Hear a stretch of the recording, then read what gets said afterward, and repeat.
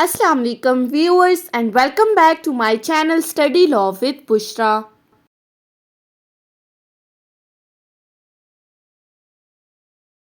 So from today's video we will be covering the remaining sections of Contract Act 1872. We have discussed up till the topic of contingent contract till section 36. In this video we will discuss the topic of discharge of the contract under Contract Act 1872. But before starting the discussion, I request you all to please subscribe to my channel and don't forget to press the bell icon for latest updates. Do share this video with your friends and don't forget to comment your feedback. So let's move towards the discussion. Discharge of the contract से मुराद क्या है कि एक contract को पूरा किस तरह से करना है, फुलफिलमेंट ऑफ द कॉन्ट्रैक्ट किस तरह से होगी। जब पार्टीज ने आपस में कॉन्ट्रैक्ट कर लिया है तो अब उस कॉन्ट्रैक्ट को खत्म कैसे करना है। So there are basically 4 ways of discharging of the contract which are explained under contract act 1872। First way क्या है, by way of the performance, कि सिंपली अपने कॉन्ट्रैक्ट को परफॉर्म करके आप कॉन्ट्रैक्ट को डिस्चार्ज कर सकते हो, उसको ख़त्म कर सकते हो। अब परफॉर्म करने से क्या मुराद है, जब भी दो पार्टीज आपस में कोई वैलिड कॉन्ट्रैक्ट करती हैं तो वो कॉन्ट्रैक्ट उनके ऊपर कुछ राइट्स एंड ड्यूटीज़ इम्पोज कर देता है। तो अपनी उन राइट्स एंड ड्यूटीज़ को इम्प्लीमेंट करके, अपनी उन राइट्स एंड ड्यूटीज़ को पूरा करके आप एक कॉन्ट्रैक्ट को परफॉर्म कर सकते हो। So by way of the performance जो कॉन्ट्रैक्ट की फुलफिलमेंट है वो स्टार्ट होती है सेक्शन 37 से सेक्शन 55 तक। सो हम फर्स्ट वे को सेक्शन 37 से डिस्कस करेंगे, 1 बाय 1 जितने भी सेक्शंस हैं उनको डिटेल में डिस्कस करेंगे। आज की इस वीडियो से हम स्टार्ट करते हैं सेक्शन 37 को, कि एक कॉन्ट्रैक्ट को परफॉर्म किस तरह से करके आप उस कॉन्ट्रैक्ट को डिस्चार्ज कर सकते हो। सो सेक्शन 37 बेसिकली डील करता है obligation of parties to the contract. अब यहाँ पर जो कॉन्ट्रैक्ट के दो पार्टीज हैं जिन्होंने आपस में कॉन्ट्रैक्ट किया है उनकी ऑब्लिगेशंस की बात की गई है, उनकी ड्यूटीज की बात की गई है। अब जब पार्टीज के दरमियान एक वैलिड कॉन्ट्रैक्ट हो गया, वैलिड कॉन्ट्रैक्ट से मुराद क्या है कि कॉन्ट्रैक्ट के जितने भी इसेंशियल्स हैं वो तमाम फुलफिल हो जाए। मीन्स टू से कि आपने प्रपोजल दिया, प्रपोजल के बाद एक्सेप्टेंस हुई, एक्सेप्टेंस के बाद कंसिडरेशन हुई, कंसिडरेशन के बाद एक प्रॉमिस हुआ, प्रॉमिस जो है वो एग्रीमेंट में कन्वर्ट हुआ और एग्रीमेंट फाइनली कॉन्ट्रैक्ट बना। सो जब भी एक वैलिड कॉन्ट्रैक्ट पार्टीज के दरमियान होता है तो वो वैलिड कॉन्ट्रैक्ट दोनों पार्टीज के ऊपर कुछ certain rights and obligations impose कर देता है। और राइट्स एंड ऑब्लिगेशंस क्या है, वो एक दूसरे के बिल्कुल ऑपोजिट हैं, यानी कि एक पर्सन का जो राइट है वो दूसरे पर्सन की ड्यूटी है और उस सेकंड पर्सन ने अपनी उस ड्यूटी को परफॉर्म करने के साथ साथ पहले पर्सन के राइट को फुलफिल करना है। अब सेक्शन 37 की तरफ आ जाएं तो सेक्शन 37 क्या कहता है, the parties to the contract must either perform. अब पहली बात है परफॉर्मेंस की, वही बात सेक्शन 37 क्या कहता है कि पार्टीज टू द कॉन्ट्रैक्ट। यहां पर पार्टीज टू द कॉन्ट्रैक्ट से मुराद क्या है कि जो प्रोमिसर है, प्रोमिसर ने क्या करना है, एक्चुअली कॉन्ट्रैक्ट को परफॉर्म करना है। अब एक्चुअली कॉन्ट्रैक्ट को परफॉर्म करने से क्या मुराद है, फॉर एग्जाम्पल हमारे पास दो पार्टीज हैं ए और B, A is the promisor and B is the promisee. A B को प्रॉमिस करता है कि मैं तुम्हें अपनी कार डिलीवर करूंगा। अब ये प्रॉमिस कर लिया ए ने बी के साथ, और बी क्या कह रहा है कि जैसे ही तुम मुझे अपनी कार डिलीवर करोगे मैं इसके रिटर्न तुम्हें कुछ पैसे दे दूंगा। इन दोनों के दरमियान कॉन्ट्रैक्ट हो गया। कॉन्ट्रैक्ट होने के साथ दोनों पार्टीज के ऊपर कोई ना कोई राइट्स एंड ऑब्लिगेशंस आ गए। अब एक्चुअली परफॉर्म करने से मुराद क्या है कि अगर तो प्रॉमिसर बी को वो कार डिलीवर कर देता है तो मीन्स टू से कि उस कार की डिलीवरी के साथ ही उसने अपनी ऑब्लिगेशन को फुलफिल कर दिया, उसकी तरफ से कॉन्ट्रैक्ट पूरा हो गया। अब जैसे ही बी को कार डिलीवर होगी, वो कार को रिसीव करेगा तो उसने इन रिटर्न ए को पैसे देने हैं। तो यहाँ पर दोनों के दरमियान कॉन्ट्रैक्ट क्या हो गया, परफॉर्म हो गया, कॉन्ट्रैक्ट डिस्चार्ज हो गया। दैट मीन्स कि सेक्शन 37 का पहला पार्ट कहता है कि या तो पार्टीज ने एक्चुअली वो कॉन्ट्रैक्ट परफॉर्म करना है प्रोमिसर ने, और offer to perform, second word लिखा है ऑफर टू परफॉर्म। अब ऑफर टू परफॉर्म से क्या मुराद है, offer to perform is basically an attempt to perform. आप एक एफर्ट कर रहे हो परफॉर्म करने के लिए, उस कॉन्ट्रैक्ट को फुलफिल करने के लिए आप सेकंड पर्सन को ऑफर कर रहे हो। मीन्स टू से, वही कार वाली एग्जांपल ले लें कि ए और बी ने आपस में कॉन्ट्रैक्ट किया था कि ए बी को कार डिलीवर करेगा और इन रिटर्न बी ए को पैसे देगा।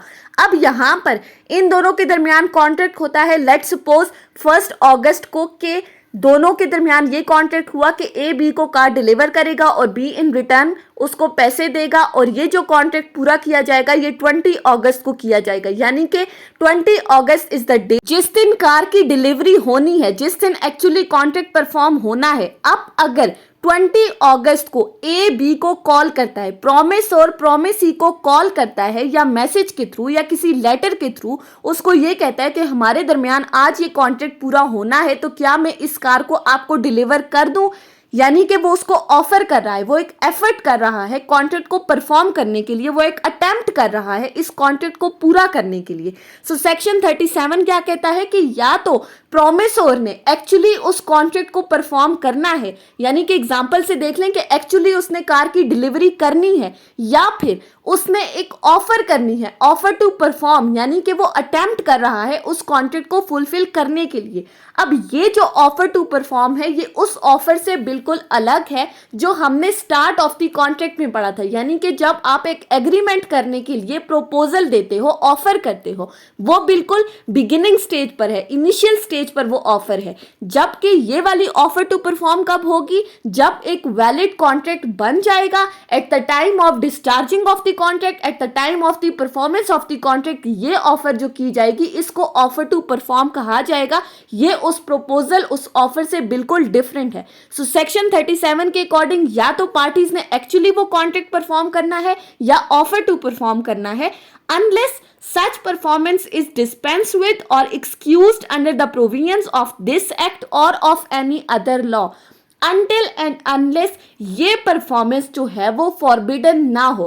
अब परफॉर्मेंस किस तरह से फॉरबिडन होगी, फॉर एग्जाम्पल कि अगर तो आपके कॉन्ट्रैक्ट के अंदर कोई ऐसी प्रोविजन मौजूद है या आपका कॉन्ट्रैक्ट किसी ऐसी चीज पर बेस कर रहा है जो कि इस कॉन्ट्रैक्ट एक्ट 1872 की किसी भी प्रोविजंस के अंदर उसको मना किया गया है, उसको फॉरबिडन किया गया है, तो तब आप उस कॉन्ट्रैक्ट को परफॉर्म नहीं कर सकते, उस कॉन्ट्रैक्ट को डिस्चार्ज नहीं कर सकते।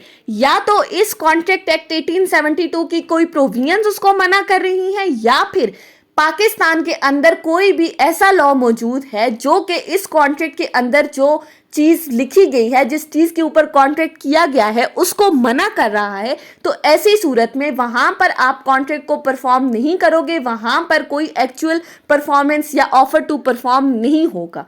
अब इसी सेक्शन का पार्ट बी क्या कह रहा है, पार्ट बी में हमें एक और बात बताई गई है, और वो क्या कहा गया है, promises bind the representative of the promisor in case of death of such promisor before performance unless a contrary intention appears from the contract। अब बेसिकली इस सेक्शन के पार्ट बी के अंदर हमें डेथ ऑफ प्रॉमिसोर के बारे में बताया गया है कि अगर किसी कॉन्ट्रैक्ट के अंदर एक प्रॉमिसोर है और उसकी डेथ हो जाती है, तो उस प्रॉमिसोर की डेथ के बाद उसके बिहाफ पे कॉन्ट्रैक्ट किस तरह से परफॉर्म किया जाएगा, उसके बिहाफ पे कॉन्ट्रैक्ट कौन परफॉर्म करेगा। सो सेक्शन 37 कहता है, in case of death of any promisor their legal representatives will be bound to perform the contract.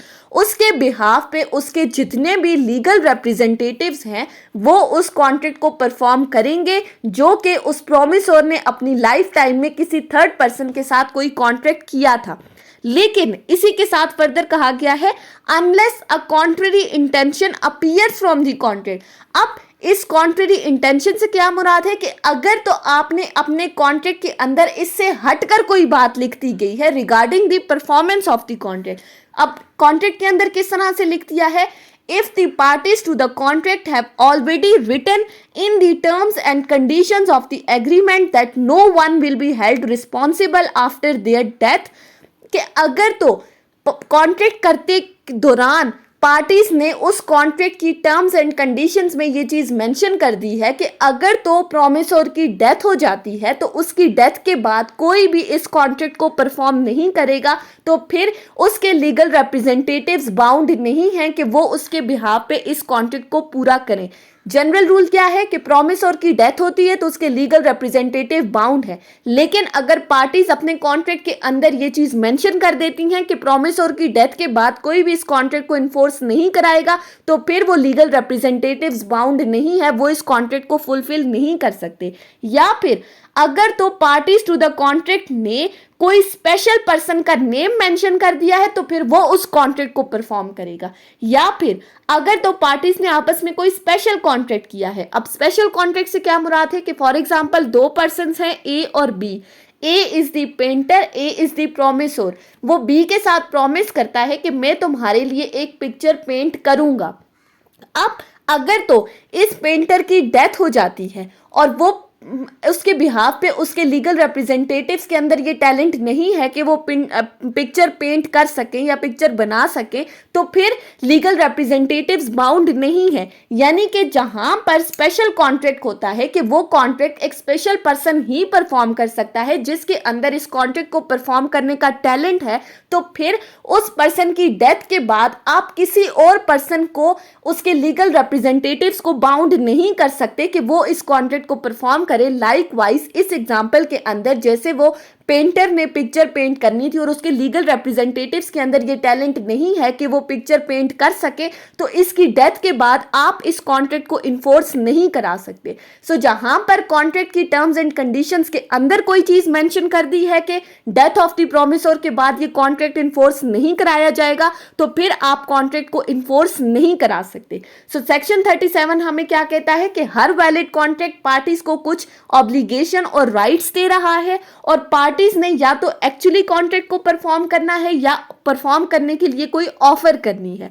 So that's all about section 37, that's all about today's lecture. I hope कि आपको ये lecture समझ में आया होगा अगर आपने इस वीडियो को अटेंटिवली सुना है तो। सो अगर आपको ये वीडियो अच्छी लगी है तो इस वीडियो को लाइक करें, कमेंट करें और चैनल को जरूर सब्सक्राइब करें। और अगर आपको किसी भी किस्म की कोई कंफ्यूजन है इस सेक्शन से रिलेटेड तो आप कमेंट बॉक्स में मुझसे पूछ सकते हैं।